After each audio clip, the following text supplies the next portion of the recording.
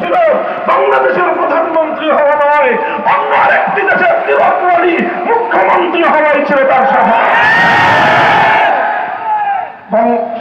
সংগ্রামী সাথী ও বন্ধুগণ, তাই আজ আমাদেরকে মনে রাখতে হবে, লক্ষ লক্ষ কোটি টাকা শেখ হাসিনা পাচার করেছে। একজন বিধবা নারীর এত টাকার কোনো দরকার নেই। তার দুজন সন্তান বিদেশে মোটামুটি তারা প্রতিষ্ঠিত, দেশে তাদের কিছু থাক বা না থাক। তার একটা বোন আছে, এই বোনকে নিয়ে তিনি পালিয়ে গেলেন। এত লক্ষ কোটি টাকা কেন পাচার করেছেন? নিজেদের শুধু প্রয়োজনে নয়, তার আসল ক্ষোভ হল বাংলাদেশের মানুষের বিরুদ্ধে। এই জন্য এই দেশ থেকে প্রতিশোধ গ্রহণ করার জন্য, এই দেশটাকে তলাবিহীন ঝুড়িতে পরিণত করবার জন্য, এদেশের অর্থনীতির ভিড়কে ধসিয়ে দিয়ে এদেশকে একটি পরনির্ভরশীল দেশ হিসেবে পরিণত করার জন্যই মেগা মেগা প্রকল্পের নামে মেগা দুর্নীতি করে বাংলাদেশটাকে আজকে শূন্য অবস্থানে নিয়ে গিয়েছে। কাজে আমরা পরিষ্কার ভাষায় বলতে চাই, অন্তর্বর্তীকালীন সরকার হাজার হাজার নিরপরাধ মানুষের হত্যাকাণ্ডের দায়ে শেখ হাসিনাকে যে কোনো মূল্যে ধরে এনে বাংলার মাটিতে বিচারের কাজ করে দাঁড় করাতে হবে। শেখ হাসিনা এবং তার খুনি সরকার এবং তার মন্ত্রী পরিষদের সদস্য এবং প্রশাসন থেকে যারা দলীয় অঙ্গ দালালি করে এদেশের মানুষের বিরুদ্ধে যুদ্ধ ঘোষণা করেছিল, তাদের সকলকে যথোপযুক্ত বিচারের মাধ্যমে শাস্তি নিশ্চিত করতে হবে। পাচার করা লক্ষ লক্ষ টাকা বাংলাদেশে ফিরিয়ে এনে এদেশের মানুষের কল্যাণে ব্যয় করতে হবে।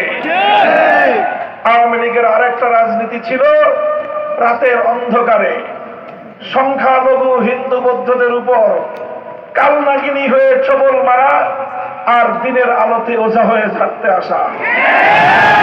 এইভাবে নাটক করে করে বাংলাদেশটাকে সাম্প্রদায়িক সংঘাতের আখড়ায় পরিণত করেছিল শেখ হাসিনা। এখন আর সেই নাটকের কলা কুশীলভরা নাই। এই জন্য বাংলাদেশের সংখ্যালঘুরা এখন নিরাপদে, এখন নিশ্চিন্তে আছেন। ইনশাআল্লাহ এদেশে এখন ইসলামের জোয়ার বইছে। আগামীর বাংলাদেশ হবে ইসলামের বাংলাদেশ, বাংলাদেশ হবে খেলাফতের বাংলাদেশ। ধর্ম বর্ণ ভিন্ন মত সবার জন্য খেলাফত। খেলাফতের ব্যবস্থায় হিন্দু সংখ্যালঘুরা, বৌদ্ধ খ্রিস্টান সংখ্যালঘুরা তাদের ধর্মীয় পালনের সম্পূর্ণ নিরাপত্তা ভোগ করবেন। তাদের ধর্মীয় উপাসনালয়গুলোর নিরাপত্তা নিশ্চিত করা হবে। সংখ্যালঘুদের বাসা বাড়ি এবং তাদের ব্যবসা প্রতিষ্ঠানগুলো নিরাপত্তা নিশ্চিত করতে হবে। এভাবে সকলে মিলেমিশে একটি সুন্দর বাংলাদেশ আমরা তৈরি করব ইনশাআল্লাহ। আর সেজন্য আমাদেরকে সজাগ থাকতে হবে। পতিত স্বৈরাচারী শক্তি বাংলাদেশ থেকে পালিয়ে গেছে। কোথায় গেছে? ভারত সরকার তাকে আশ্রয় দিয়েছে।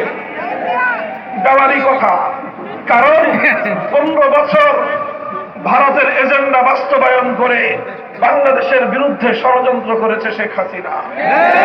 আর ভারত এদেশের মানুষের কোন আকাঙ্ক্ষাকে ডুবিয়ে তোলে প্রতিটি জাতীয় নির্বাচনে তার সেবাদাসী শেখ হাসিনাকে বাংলাদেশের ক্ষমতার মস্তদে বসিয়ে রাখবার জন্য এদেশের মানুষের ভোটের অধিকার নিয়ে ছিনিমিনি খেলেছে।